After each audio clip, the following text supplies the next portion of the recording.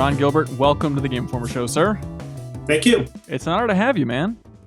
Well, thanks for asking me. Yeah, you're a quick turnaround. Just send an email out, and this legendary game designer is like, yep, I'm on board. Let's go. I love it. Well, I live at my computer, so...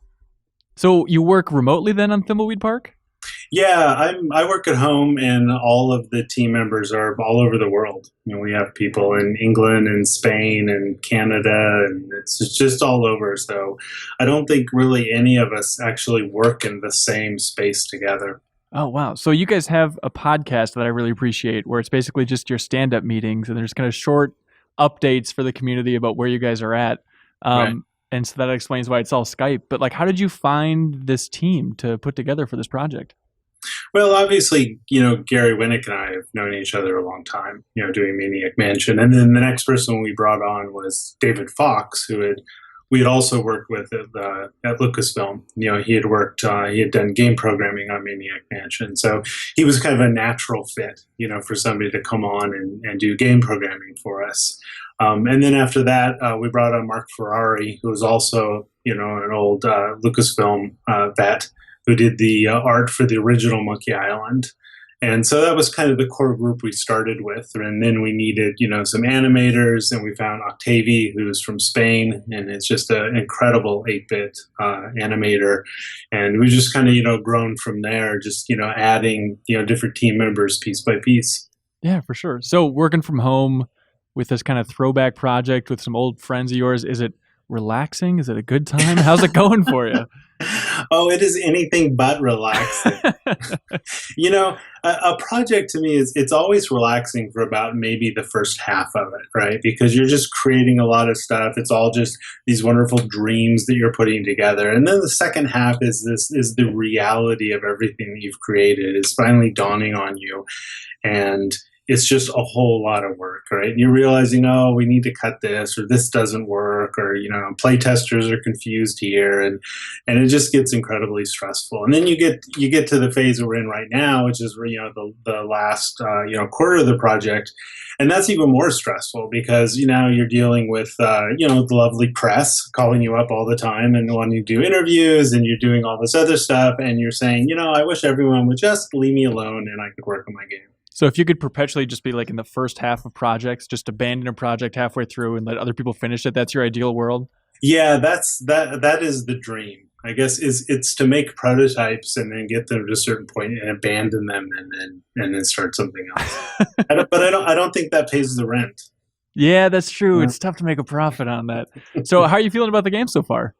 It's great. We're really happy, with the way it's turned out and stuff. So, I mean, sometimes it's hard to see that, when you're at the end of a project, because I don't think in my entire career, I have ever worked on a game that I didn't hate by the time I was done with it. So I imagine I will hate Thimbleweed Park by the time it's over. But I think if you kind of get through that, it's like you realize that, it's actually a really fun game. We get a lot of really good feedback from outside play testers we bring in to play the game. They really, really enjoy it quite a bit. So we actually had one of our play testers contacted us the other day and wanted to let us know, how much she appreciated the puzzle design at Thimbleweed Park, because she had just started playing another adventure game and realized just how bad the puzzles were. And it really made her realize, oh, the puzzles in Thimbleweed Park are actually well thought out and well done. So it's kind of nice. Nice. So it's kind of the overall pitch is, going back to the heyday of adventure games, a throwback, but does it have modern design sensibilities? I'm still trying to get a feel for like if this is going to be intimidating. I see all the verbs on the screen and I'm automatically like, well, I'm going to get stuck in this game. So you talk about like that balance and where you think the game's at now? Yeah, we don't like to call it a retro game because, although it does have a lot of the 8-bit aesthetic to it, which is really just an artistic choice that we've made for the stuff. But there are a lot of more modern things that we're doing with the game design. And, I think when we were making games back in the 80s and early 90s, it was kind of okay for people to be stuck. I think it's what people almost expected from those games back then. But I don't think people want that anymore. They want puzzles that are designed very intelligently and that do make some logical sense. They can still be challenging puzzles, but it's like when you solve a puzzle, you want to go, oh yeah, okay, I should have got that, right? You want the player to blame themselves for not getting a puzzle, never blaming you for not getting a puzzle, as a designer. And so those are just lessons, that we've learned over the years of making games. And I think that, modern gamers or people who are not really into point and click adventure games, they want a little more focus in the narration. They don't want to be told where to go, but they want to know that they're going in the right direction. And so there's just a lot of little things like that we're doing with the design, which just kind of help, comfort you in a way. So, okay, I'm doing the right thing. I'm going in the right direction without just leading them in the right direction. So there's a lot of, modern things like that we're doing to the game. Okay, just more lines of dialogue saying, hey, have you checked over there? That type of thing. Yeah, and more, signpost markers in the world, more, subtle things you might come across in the world that say, hey, this is an interesting thing over here. Pay attention to this. It's stuff like that. And it's the kind of things that we didn't really think about back then, putting into a game. But, over the years, you see more of that. And I think that's the kind of thing that will make the game, be really appealing to players today who maybe don't even play, point and click adventure games. Yeah, so you talk about not wanting players to blame the game, and I'm curious, the actual puzzles themselves that you got to compliment on, how advanced are they? How have they changed? I don't know, how has your sense of puzzle design changed over the last 20 years? I mean, you've designed hundreds and hundreds and hundreds of these things now. Is it still, I don't know, is there some resemblance to that old style, or do you have a new formula for these? I think there's a lot of resemblance to it. It is a point-and-click adventure game, and I think a point-and-click adventure games have a certain puzzle style to them. As opposed to a game like like Firewatch or a game like Kentucky Route Zero, which are at their core adventure games, but they have a very different style of puzzle, right? They have a very different way of moving you through the narrative, where point-and-click adventures have a certain style, and we're certainly doing that style of puzzle, but it's not about, combining two things in a ridiculous way that makes no sense, right? It's not about randomly trying everything in your inventory with everything on the screen to see what works, right? Because once you've pushed a player to that point, it's like you've kind of lost them in a way. Now they're just randomly flailing around. And so I think with good modern puzzle design, it's just about designing puzzles that make logical sense. You see two things and a little light bulb goes off in your head and you go, oh, well, that's interesting, right? And then you might try it and go, okay, now I see what's going on. It's about making things clear to people about what's happening. I think that's the big change in modern adventure game design. Nice. So I'm curious, with the more open development of this game, what it's been like for you. You have the podcast, you've had a lot of communication with the fans. What do you think about this transparency for the team? It's good and bad. I enjoy it because I enjoy interacting with the people. It's fun to talk about our process, and it's fun to do the podcasts and the blog posts and stuff. And I think that's really fun. But there's also there's a weird pressure on it all. And I think one of the biggest things is you normally, and this applies to any creative work, right? There's a book or a movie or a song or whatever, but things go through a lot of changes in the course of their development. You start with an idea and you change a lot of stuff and you move it and you massage it, and it's finally becomes the thing that people finally see. And that has kind of been difficult because I've kind of felt like maybe I can't make the broad changes that I want to make. I want to make a big change, and I'm like, well, I'm not sure I can really do that. I mean, there have been some things we've done, and it's about communicating well with people about why you're doing this change. And I think that's a little bit of the educational process that I'm hoping people find, in following this Kickstarter is when we make changes to the game or we do things differently, explaining, well, this is why we did this. This is why we made this change. So, that probably adds a little bit of work to the project that wouldn't be there if we were just, doing this behind closed doors. I think it's held you back in some areas where it's like, well, I could convince the team of this, but now I have to convince the entire internet of this too. I don't know whether to tell this back or not, because that piece has always been in the back of my head. Maybe I haven't really entertained big changes because I know, oh, well, I really can't do this. I really can't go from 5 playable characters to 4 playable characters, right? A change like that, because we promised certain things on the Kickstarter, maybe those things just never really entered my mind, where maybe they would have, if this wasn't done as a Kickstarter. So it's hard to say whether that's true or not. Yeah, it'd be so interesting just to like have two versions, basically the A/B test Thimbleweed Park, right? One that's done completely in secret and see what that game looks like versus the transparent one. Because I think about this a lot. Like, if you were having podcast and having this many community interactions, whatnot, for like developing Monkey Island, like how different would that game look like? Yeah, that's a really good question. Doing a game like Monkey Island, and I think about that a little bit. If I ever got a chance to make Monkey Island 3, right? Is I'd love to make that game, but I don't think I'd want to make that game like I'm making Thimbleweed Park. It's like I don't think I'd want to make that game exposing every little change that I'm making to the game, or every decision that I'm doing, because I think that Monkey Island is so steeped in nostalgia for people that I think as I kind of moved and changed things, it's like people might start to freak out about stuff, and I probably would spend a lot of time explaining, well, why I'm doing this, as opposed to just having the game come out and seeing more of the final product, and not really seeing the sausage factory that everything's made in. So yeah, if I ever get to make a Monkey Island, I think I'm gonna probably do it behind closed doors. Are you that passionate about making a new Monkey Island? Is it just something I would love to make one. I would absolutely love to make a new one. I've had the story in my head for many, many years, and I would love to do it. But I need to own it to make it, right? I don't want to license it from Disney. I don't want somebody looking over my shoulder, because I want to make the game I want to make, right? And I kind of feel like the new Monkey Island I would make would be completely unmarketable. But that's totally okay with me, right? Because to me, it's the game I want to make. It is the true, successor to, the first two games.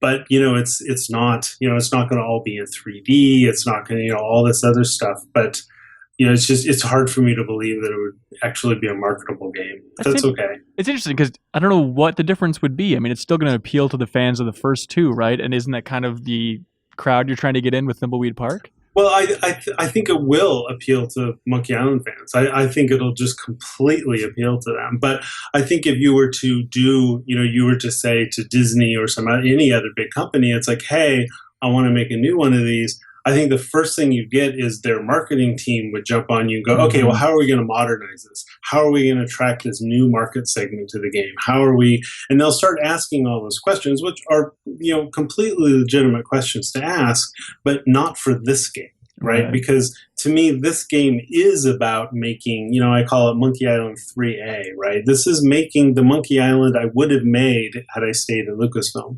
And I think that really kind of requires a very different type of game to be made. And I'm just not so sure a big company could deal with that. Yeah. Were you tempted to, instead of Thimbleweed Park, make a game just called like Ape Archipelago and just try and get that? Because it's probably... It's been suggested so many times that that's what I should do. And it always seems lame. It's like I feel like I shouldn't be ripping off my own stuff. It's like if I'm going to make a new Monkey Island, it should be a new Monkey Island. It should not just be a chimp and pirate based game. Totally. But I mean, it's sealed away in the Disney vault, right? I mean, do you open up those communications at all? The issue isn't about talking to Disney. It's about talking to the right people at Disney. Mm-hmm. And that's, I fear the right people at Disney are so far up the chain that they probably don't even know they own this thing called Monkey Island. But I mean, with Double Fine's work remastering some of those old adventure games. But those were just licenses, right? I mean, those are just licenses that were all done through Sony. I mean, that wasn't even directly connecting with Disney. So I think buying back the rights to the game, which is really what I want to do, is a huge mountain to climb. Yeah, it'd be tough. Before we get off Monkey Island, I have to ask you real quick if you played Uncharted 4. I have not played it. I don't own a PlayStation. I'm an Xbox person, so I have not played it, but believe me, I have fielded thousands of tweets over the last couple of weeks of people telling me about it. Did you get a heads up on that one, or was it when the game came out? I got a heads up after it had shipped. right? Okay. Just I think it might have even been the night it was released. You know, that I got a tweet from the lead designer just saying, "Hey, there's some stuff in here that you think that I think you'll think is really cool." So that's kind of the heads up I got. Nice. Flattering. Fun to see. Guybrush's Oh skeleton. yeah, yeah. No, it's I mean it's super flattering to see what Monkey Island and Guybrush just kind of means to people in some ways. I get emails and tweets from people who have had Monkey Island weddings, What and the that's hell? that's really cool. I got somebody who wanted to let me know that they named their child Guybrush, and that one kind of scared me a little bit. But obviously, people do really like this, and I think that always makes you feel good. When you create something that means so much to people. Yeah, definitely. So do you feel like you're scratching a little bit of the Monkey Island itch with Thimbleweed Park then? Is it kind of getting you back into that headspace? Well, it's definitely scratching the make an adventure game itch. Creating those puzzles and creating worlds and stories and characters and stuff. I think that has been a lot of fun. I mean, Guybrush and the Monkey Island world is a very different world than Thimbleweed Park is. Guybrush was a very interesting character to write for because he was kind of a buffoon, right? And so he was fun because you could make fun of him, and he could be a little bit, a lot naive about a lot of things, and that was fun, right? That was fun to write for. Where the characters in Thimbleweed Park, aren't really buffoons. So it's a very different type of writing style, as you're writing the characters. Yeah, but you must have gotten that a little bit with The Cave. I mean, there's some buffoon and weirdo characters in that game from Yeah, Double Fine when you yeah. were I back mean, there. the cave was interesting because none of the characters really spoke. So you really, you really weren't writing for them. I mean, all you were writing for was this narrator, of the That's cave. right. And so I kind of missed. I mean, to me, that was like a creative challenge with the cave. It's like, can I do this with nothing but a narrator and have the main characters not actually talk? So that was, in some ways, it was a creative challenge to be able to do that. But I think it was really hard. I don't know that I'd want to do it again, though. Yeah, I really enjoyed the hell out of The Cave. That was a really fun co-op Oh, experience. thank you. Yeah. Thanks. So what do you think about your time at Double Fine in retrospect then? Do you feel like you got enough done there? Yeah, I mean, there's a lot of super talented people. I mean, their artists are absolutely amazing, so it was really nice to be able to work with such a talented group of artists, in what they're doing. So, I mean, the cave was an idea that I had for, almost 30 years. I mean, it actually predates Maniac Mansion. So it was fun to actually, finally make that game in a way. Yeah. So you must have learned a lot of lessons from the Double Fine Adventure, which the documentary series is the absolute best, and I really appreciated your segments in it. But you must have learned a lot from that to take forward to Thimbleweed Park's progress then, right?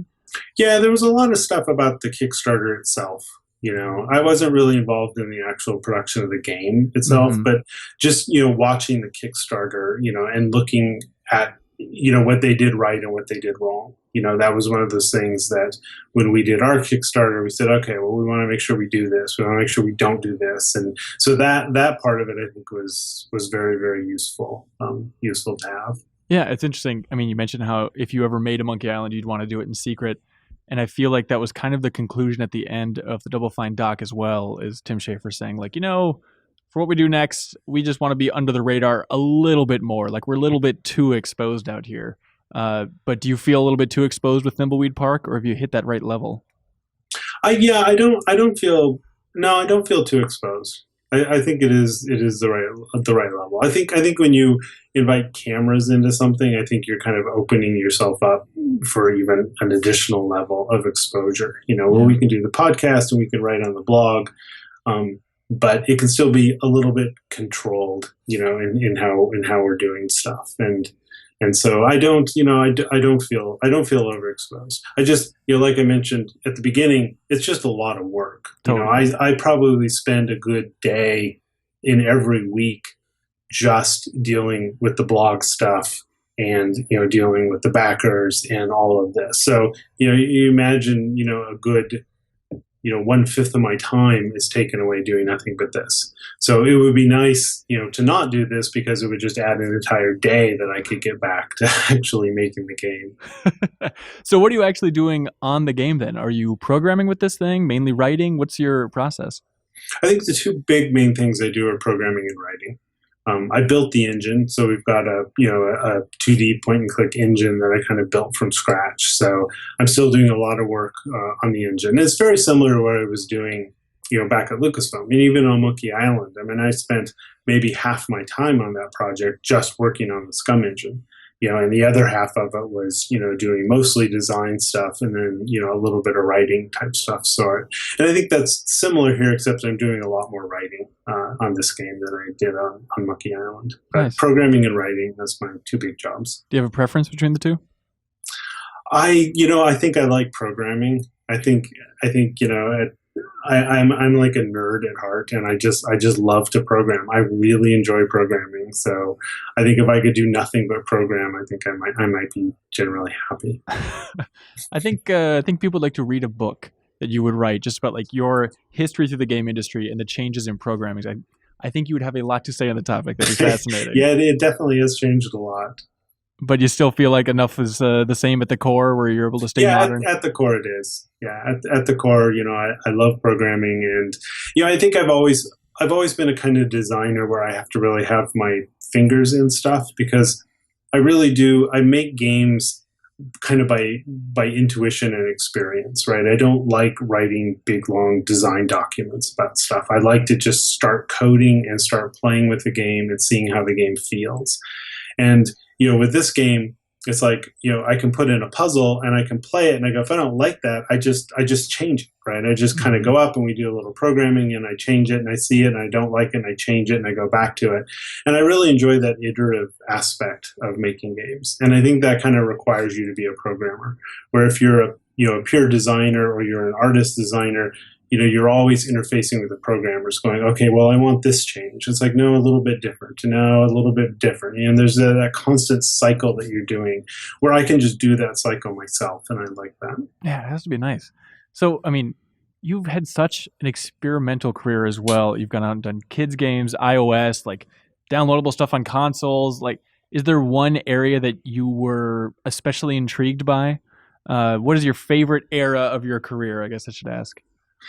I think the favorite era of my career was probably the kids' games at Humongous Entertainment. Oh, okay. I really enjoyed those games a lot because they were adventure games, right? They were real adventure games, right? They weren't just these watered down kids products, but they were the games had been simplified a little bit, and I think especially at the time, it's probably not so much true today, but at the time, kids were just mesmerized with these things. They had not really seen stuff like this.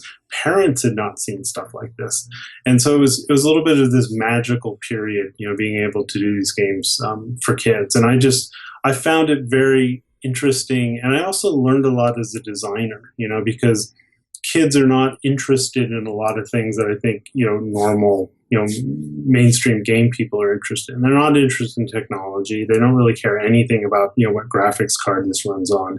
They're really narrative focused, and they're, very character focused. And that was a lot of fun, right? It was a lot of fun to have to figure out how to design puzzles that were intuitive to them, because kids are not going to bang their head against the screen to figure something out, right? Mm-hmm. And so you do have to make things make sense. And I think a lot of those design lessons from doing the Humongous Entertainment stuff have really translated forward. I mean, there's a lot of things that we do in Thimbleweed Park that I can point to directly came from my experience at Humongous Entertainment and making those games, and how we, told stories and, moved the kids through the narrative. So all modern games are just made for babies? Is that the conclusion? Yeah, it's just they're all kids. We're all kids at heart, right? Yeah, totally. What do you think about like the modern state of gaming market for kids? Do you stay up to date on it? Do you try to keep an eye on things? I think the gaming market for kids right now is really depressing. Yeah. I think it's kind of right after Humongous Entertainment, the kids market just became nothing but licenses. If you weren't Pixar or Disney or Nickelodeon, it was just impossible to sell anything. And then once you kind of move into licenses, you start to get games where you're spending all your money on this license, and these kids will buy it because it's some Nickelodeon or some Disney property, and it really doesn't matter what you make at that point. Right? You can just kind of shovel something down there and put the license on it. And I think things got really dark, around that time with the kids stuff. And I think now we have a little bit of I think we still have that, but we also have this situation where there's all of these apps available where kids are playing games on their iPads and their phones. And I've watched some kids play the games, and it's a little bit depressing to me because they have this like very, very short attention span. I will watch them play a game on their iPad, and they will play it for maybe a minute, and then they will close it and they will start up another game, and they will play that for maybe a minute, and they'll close it and they'll start up another game. And I don't think a company like Humongous Entertainment could survive in today's market, because the games that we made back then, Pajama Sam and Putt Putt and Freddy Fish, they were essentially long form narrative games, right? They required that we had the kids' undivided attention for long periods of time, and at the time they were happy to do that. I just I don't know that kids today are really in that kind of position. So what do? You just wait for them to grow up and take some long form entertainment like Thimbleweed Park again, or do you think that if there was a game so compelling on iOS that was narrative based and adventure based that they'd get into it? They might. I don't know. I mean, you can buy the Humongous Entertainment stuff for the iPad, but okay. I haven't done a lot of looking into what happens when kids play those games, right? Do they get sucked into them, or do they close them after 30 seconds and move on to something else? I haven't really looked very closely at what their play patterns are like. Right. They're just going to go back to trying to get the servers working on Pokemon Go, I think. I saw you tweeted a couple times about Pokemon Go. What do you think of this phenomenon? I think Pokemon Go is really interesting. I think any kind of a phenomenon like that I find very interesting. I don't find the game itself particularly interesting. There were lots of games like Pokemon Go before Pokemon Go, right? And so it's not like they did something. I mean, even the company that made Pokemon Go had made other games like Pokemon Go before that. So the game itself doesn't fascinate me. What fascinates me is more of the kind of the cultural impact that it's had. That just the amazing number of people that I see playing this game, and people wandering around staring at their phones now. They're not checking Twitter or Facebook now. Now they're playing Pokemon Go, and I think that's really interesting. I think it's good, right? I think it gets people kind of involved in games, and I think anytime you can do that, right? If you get 100 million people playing something like Pokemon Go, even if a small fraction of them go, "Hey, this was interesting. I wonder what else is out there." Right, and then they might start exploring that kind of stuff and uncover different types of games. Yeah, it's just so surreal to see adults walking around trying to memorize the names of the 151 original Pokemon. It's like, what universe is this for 2016? Like, that's the fascinating part to me is people that are so hooked on the game that aren't really even Pokemon fans, but it's like, well, there's a dumb looking rat thing and a bird thing. I'll catch that. That's addictive enough for me. I went to a wedding of a friend of mine on Sunday. And they had the service, and everybody's sitting there watching the service, and the service ends, kiss the bride, all that kind of stuff. And then immediately half the place whips out their phones to look for Pokemons. They're just holding back the whole time. There's this moment of respect during the ceremony, and then bam, phones come out. Let's see what Pokemons are here, Oh, God, what terrible timing for a wedding. But have you ever seen a phenomenon like this? You've kept your eyes on the industry for so long. No, not to this scale, no. What do you think's second? Like, I think Jeff Gerstmann at Giant Bomb said that maybe Pac-Man is the closest phenomenon that we saw back in the day. Yeah, I mean, the early stuff, when those arcade games first came out, they were brand new to everybody, and you did see a little bit of that. And I think you also saw a lot of weird phenomena, and it's not really computer stuff, but you saw things like, Cabbage Patch Kids. I don't know if you remember that or know that, but that was the same kind of weird phenomenon. It's just everybody was talking about it. All the news people were talking about it. And so I think you occasionally get these weird phenomenons that pop up and just kind of work their way quickly through culture. I mean, whether Pokemon Go is still here in a month or 6 months, right? And it could be totally gone by then, and only that very small hardcore group of people are still playing it. Yeah. As a game designer, does your head immediately start spinning about like, how can I make something that will not cash in on this, but kind of grab a little bit of that enthusiasm and do something more interesting with it? I think the type of game that Pokemon Go isn't really the type of game that I enjoy making. I mean, some of my friends do, and I certainly talk to them, and it gets their minds going, right? Because this is the kind of stuff that they're interested in. but I think we all pretty much agree that without the Pokemon license, this never would have happened, right? I don't think there's anything intrinsic about the game itself that grabbed all these people. I think it was the Pokemon license that kind of pushed it over the edge. Yeah, for So sure. I think if you're looking at replicating Pokemon's success, I think the first thing you have to do is go find another license, because I don't think you're going to do it without some other large license. Is Monkey Island license big enough? Is there I said large license. Oh, I see. I'm sorry. Well, what about Scurvy Scallywags? You made a Match 3 game that was actually really great on iOS. Was that a positive experience for you? Yeah, I really like mobile games a lot. I mean, if I could make kind of magically make no other type of game, I would make these games. What I don't like about them is I don't like all the in-app purchase stuff. I don't like how designers really have to kind of change their games and push this weird in-app purchase that kind of borders on gambling to me, or at least it triggers these gambling parts of our brain. Mm-hmm. And that part of it I don't really like. But I like designing those types of games. I like making games that you do go in and you play for 15 or 20 minutes and then you come out of, right? And then you play for another 15 minutes to come out of. I think those types of games are really fun. Yeah. So that aspect of it I like. I just don't like the economics of it, and I don't like the monetization models that mobile games have. What do you think, premium apps? You'd be interested in making more of those in the future? I would, but they would never sell.